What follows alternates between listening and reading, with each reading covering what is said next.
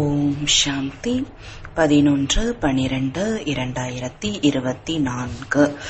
இனிமையான குழந்தைகளே, தந்தையின் உதவியாளராகி இரும்பு யுகமான மலையை தங்க யுகமாக ஆக்க வேண்டும். முயற்சி செய்து புதிய உலகிற்காக முதல் தரமான பதவியை முன்பதிவு செய்ய வேண்டும். கேள்வி: தந்தையின் முக்கியமான கடமை என்ன? எந்த ஒரு கடமையை நிறைவேற்றுவதற்கு சங்கம யுகத்தில் தந்தை வர வேண்டியதாக இருக்கிறது? பதில்: வியாதியில் வாடும் மற்றும் துக்கமான குழந்தைகளை சுகமாக ஆக்க வேண்டும். மாயையின் பிடியிலிருந்து விடுவித்து சுகத்தின் பொக்கிஷத்தை கொடுக்க வேண்டும். இதுதான் தந்தையின் முக்கிய கடமையாகும். இதனை சங்கம யுகத்தில்தான் தந்தை பூர்த்தி செய்கிறார். பாபா கூறுகிறார், நான் உங்கள் அனைவருடைய குறைகளை போக்கி அனைவர் மீதும் கருணை காட்டுவதற்காக வந்திருக்கிறேன். இப்பொழுது முயற்சி செய்து 21 பிறவிகளுக்காக தன்னுடைய உயர்ந்த அதிர்ஷ்டத்தை உருவாக்கி கொள்ளுங்கள். பாடல்: கள்ளம் கபடமற்ற தந்தை தனிப்பட்டவராக விளங்குகிறார். ஓம் சாந்தி. கள்ளம் கபடமற்ற சிவ பகவானின் வாக்கியம் பிரம்மாவின் தாமரை வாய் மூலம் தந்தை கூறுகிறார். இந்த மனித உலக மரமானது பல்வேறு விதமான தர்மங்களால் ஆனது. இந்த கல்ப விருட்சம், அதாவது படைப்பின் 3 கால ரகசியத்தை குழந்தைகளுக்கு புரிய வைக்கிறேன். பாடலில் கூட இவருக்கு மகிமை கூறப்படுகிறது.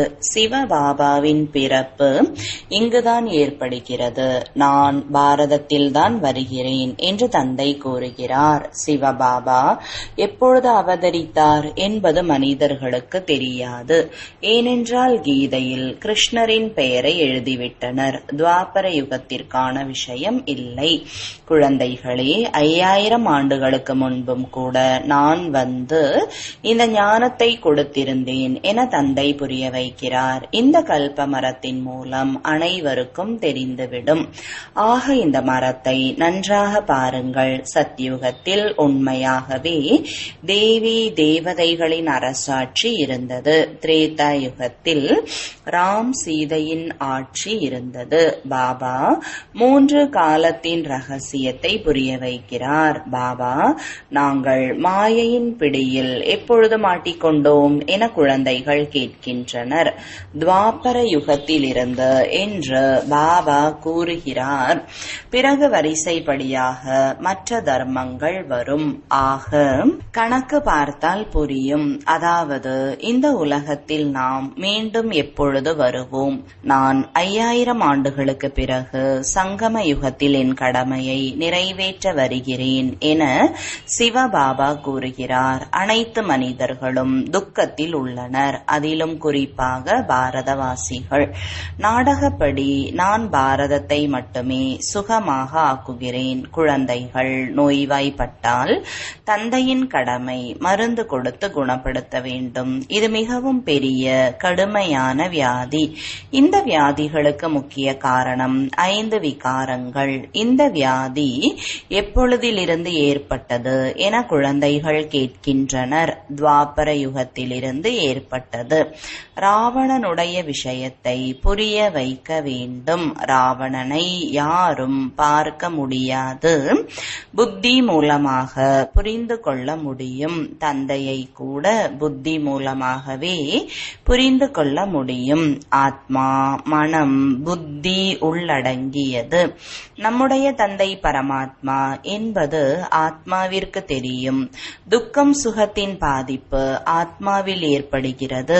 உடலில் இருக்கும் பொழுது ஆத்மா துக்கத்தை அனுபவிக்கிறது.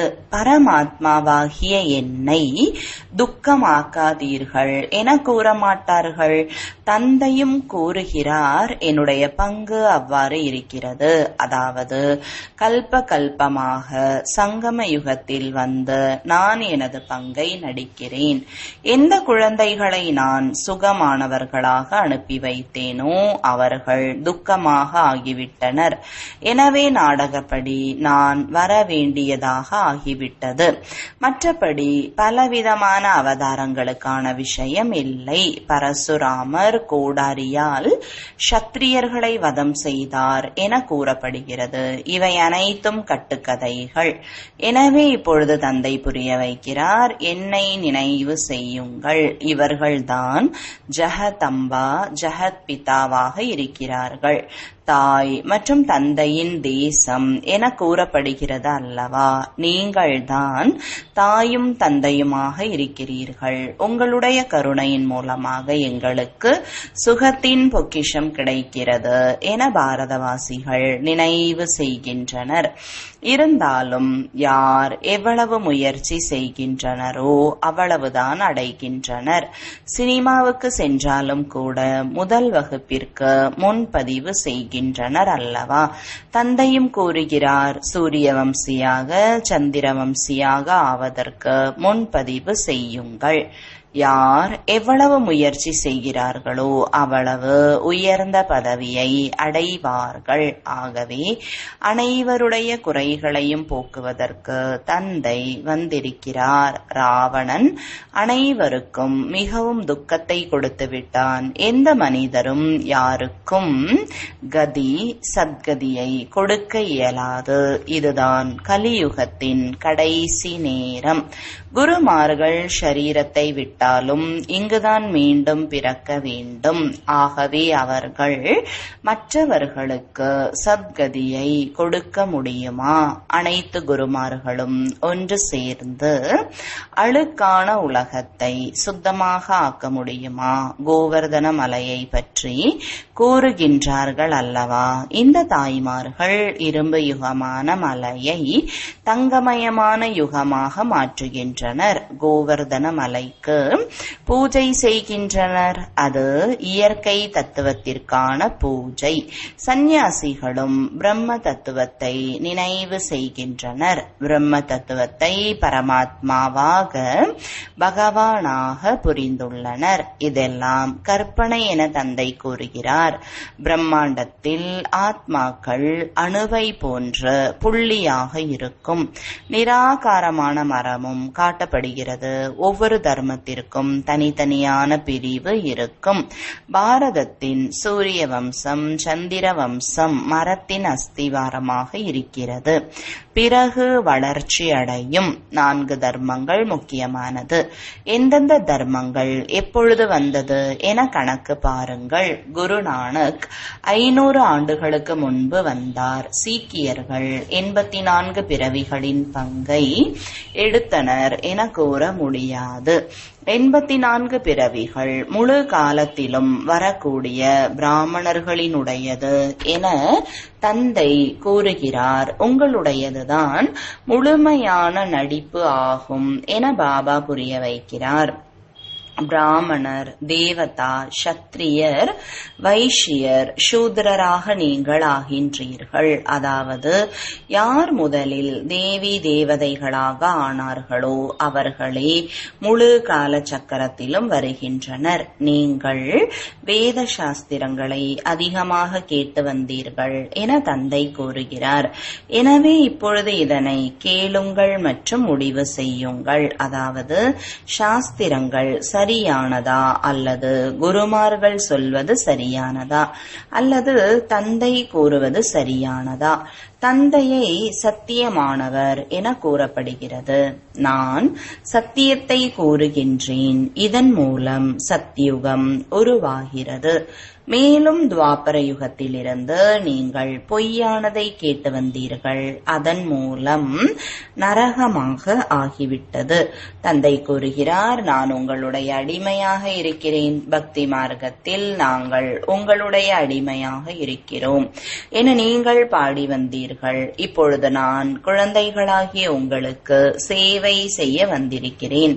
தந்தையை நிராகாரர், நிர் அகங்காரி என அழைக்கப்படுகிறது.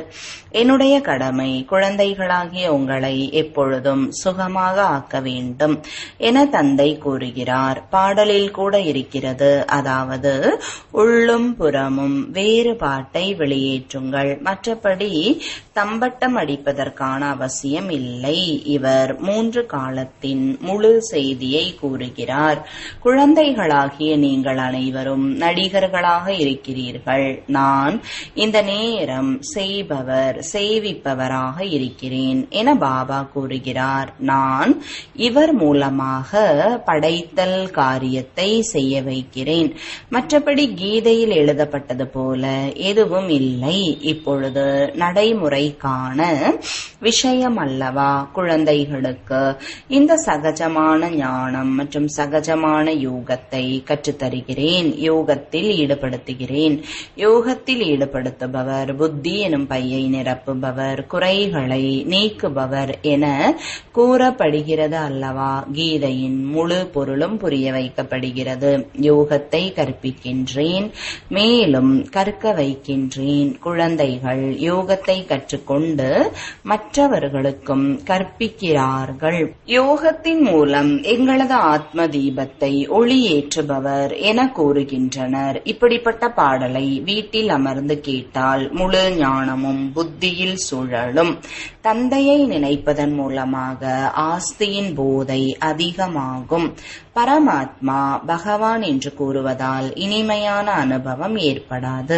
பாபா என்றாலே ஆஸ்திதான். இப்பொழுது குழந்தைகள் நீங்கள் பாபாவிடமிருந்து 3 கால ஞானத்தை கேட்டு பிறகு மற்றவர்களுக்கும் கூறுகிறீர்கள். இதுதான் ஞானம் என்ற சங்கை முழங்குவதாகும். உங்களுடைய கையில் எந்த ஒரு புத்தகமும் இல்லை. குழந்தைகள் தாரணை மட்டும் செய்ய வேண்டும். நீங்கள் உண்மையான ஆன்மீக பிராமணர்கள், ஆன்மீக தந்தையின் குழந்தைகள்.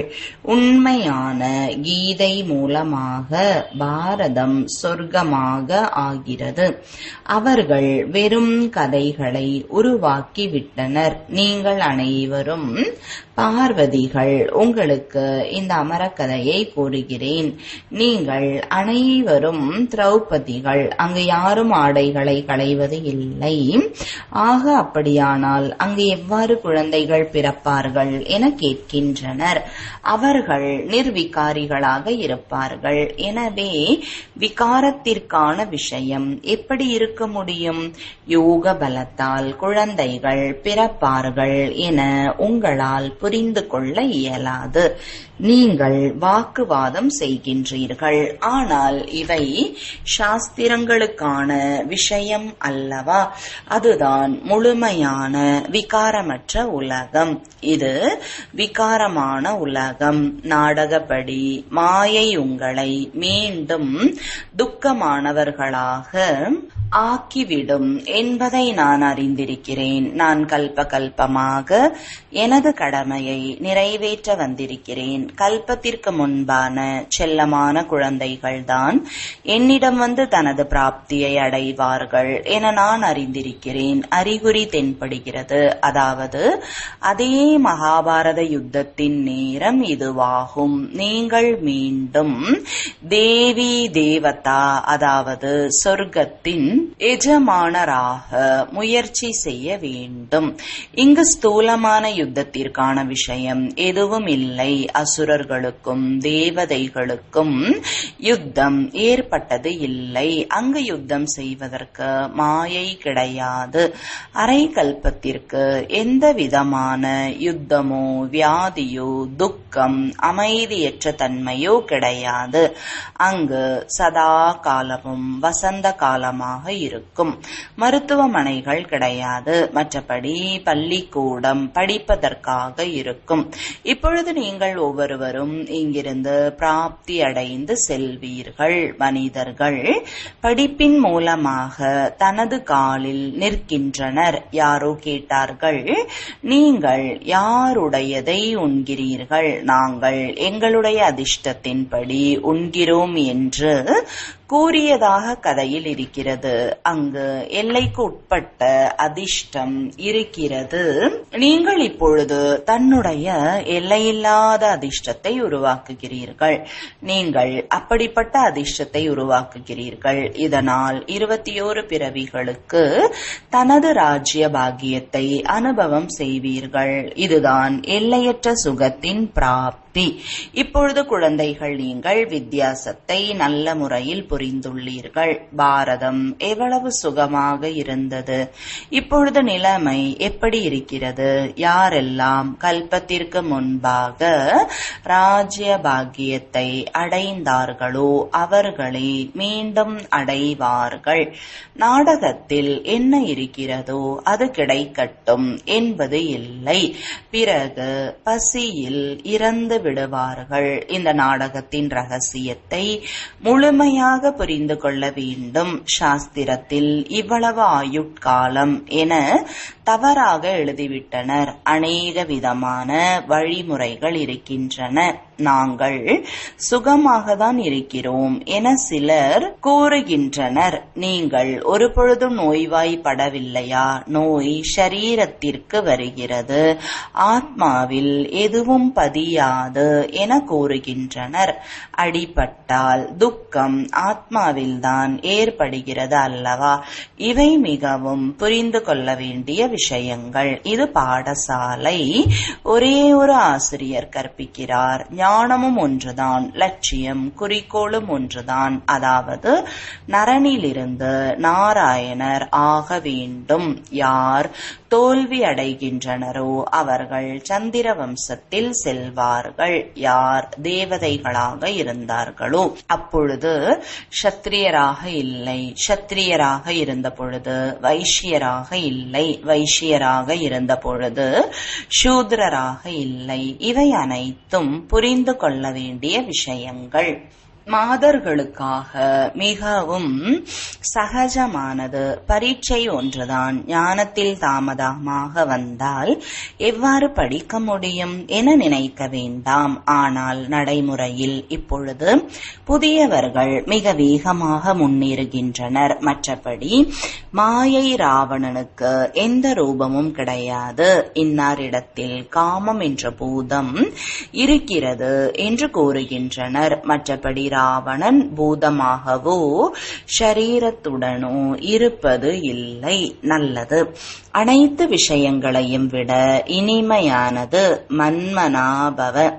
என்னை நினைவு செய்யுங்கள். இந்த யோக அக்னியால் பாவங்கள் அழிந்துவிடும் என கூறுகின்றனர். தந்தை வழிகாட்டியாகி வந்திருக்கிறார். பாபா கூறுகிறார், குழந்தைகளே, நான் நேரில் வந்து குழந்தைகளுக்கு கற்பிக்கிறேன். கல்ப கல்பமாக என்னுடைய கடமையை நிறைவேற்ற வருகிறேன். குழந்தைகளாகிய உங்களுடைய உதவியின் மூலம்தான் நான் என்னுடைய கடமையை நிறைவேற்றுகிறேன் என பரலோக தந்தை கூறுகிறார். உதவி செய்தீர்கள் என்றால் நீங்களும் உயர்ந்த பதவியை அடைவீர்கள். நான் எவ்வளவு பெரிய தந்தையாக இருக்கிறேன். மிக பெரிய யாகத்தை படைத்திருக்கிறேன். பிரம்மாவுடைய வம்சாவழியை சார்ந்த நீங்கள் அனைவரும் பிராமண குழந்தைகள். தங்களுக்குள் சகோதரன் சகோதரிகள், சகோதரன் சகோதரி ஆகிவிட்டால் கணவன் மனைவி என்ற பார்வை மாறிவிடும். இந்த பிராமண குலத்திற்கு கலங்கத்தை ஏற்படுத்தக்கூடாது என தந்தை கூறுகிறார். தூய்மையாக இருப்பதற்கான யுக்திகள் இருக்கின்றன. இது எப்படி முடியும் என மனிதர்கள் கூறுகின்றனர். சேர்ந்து இருந்தால் தீ பற்றாமல் இருக்க முடியுமா? இவ்வாறு முடியாது என சொல்கின்றனர். இருவருக்கிடையில் ஞானம் என்ற வாள் இருந்தால் ஒரு பொழுதும் தீப்பிடிக்காது என பாபா கூறுகிறார். ஆனால் இருவரும் மன்மனாபவ என்ற நிலையில் இருந்து சிவபாபாவை நினைத்து கொண்டு தன்னைதான் பிராமணர் என புரிந்து கொள்ள வேண்டும். மனிதர்கள் இந்த விஷயங்களை புரிந்து கொள்ளாமல் குழப்பத்தை ஏற்படுத்த ஏற்படுத்துகின்றனர். இவ்வாறு நிபந்தனைகளை பெற வேண்டியதாக இருக்கிறது.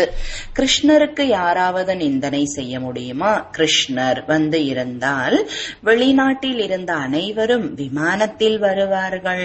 மிகவும் கூட்டம் சேர்ந்துவிடும். பாரதத்தில் பிறகு என்னவாகும் என கூற இயலாது. நல்லது, இன்று போக் தினமாகும். இது தாய் வீடாக இருக்கிறது. அந்த உலகம் மாமியார் வீடு. சங்கம யுகத்தில் சந்திப்பு ஏற்படுகிறது. இதனை சிலர் ஏதோ மந்திரம் என புரிந்துள்ளனர். இந்த காட்சி என்பது என்ன? பக்தி மார்க்கத்தில் எவ்வாறு காட்சி கிடைக்கிறது என பாபா புரிய வைக்கிறார். இதில் சந்தேக புத்தி வேண்டாம். இதுவும் ஒரு பழக்க வழக்கமாகும். இது சிவபாபாவின் பொக்கிஷ அறை. அவரை நினைவு செய்து போக் வைக்க வேண்டும். யோகத்தில் இருப்பதுதான் நல்லது. பாபாவின் நினைவு ஏற்படும். இனிமையிலும் இனிமையான தேடி கண்டெடுக்கப்பட்ட செல்லமான குழந்தைகளுக்கு தாயும் தந்தையுமான பாப்தாதாவின் அன்பு நினைவுகளும் காலை வணக்கங்களும். ஆன்மீக குழந்தைகளுக்கு ஆன்மீக தந்தையின் வணக்கங்கள். ஆன்மீக தந்தைக்கு ஆன்மீக குழந்தைகளின் அன்பு நினைவுகளும் வணக்கங்களும். தாரணைக்கான முக்கிய சாரம்: முதலாவது, தன்னைத்தான் பிரம்மா வம்சத்தை சார்ந்தவர் என புரிந்து கொண்டு பக்காவான பிராமணர் ஆக வேண்டும். ஒரு பொழுதும் இந்த பிராமண குலத்திற்கு கலங்கத்தை ஏற்படுத்தக் கூடாது. இரண்டாவது, தந்தைக்கு சமமான நிராகார நிரகங்காரியாகி தனது கடமையை நிறைவேற்ற வேண்டும். ஆன்மீக சேவையில் ஈடுபட வேண்டும். வரதானம்: அன்பின் சக்தி மூலம் மாயையின் சக்தியை முடித்துவிடக்கூடிய முழுமையான ஞானியாகுக. விளக்கம்: அன்பில் மூழ்கி விடுவதுதான் முழு ஞானம். அன்பு பிராமண வாழ்க்கையின் வரதானம். சங்கம யுகத்தில் அன்பின் கடல், அன்பின் வைரங்கள், முத்துகளின் தட்டுகளை நிரப்பி தந்து கொண்டிருக்கிறார் என்றால் அன்பில் நிறைந்தவராகுங்கள். அன்பின் சக்தி மூலம் குழப்பமான சூழல்கள் என்ற மலை மாற்றமடைந்து தண்ணீருக்கு சமமாக இலேசாகிவிடும். மாயையின் எத்தகைய பயங்கர ரூபம் அல்லது ராயலான ரூபத்தை எதிர்கொண்டாலும் ஒரு வினாடியில் அன்பு கடலில் மூழ்கி விடுங்கள். அப்போது அன்பின் சக்தியினால் மாயையின் சக்தி முடிந்து போகும். ஸ்லோகன்: உடல் மனம் செல்வம், மனம் சொல் செயல் மூலம் பாபாவின் காரியத்தில் எப்பொழுதும் உதவியாளராக இருக்கக்கூடியவர்தான் யோகி ஆவார். ஓம் சாந்தி.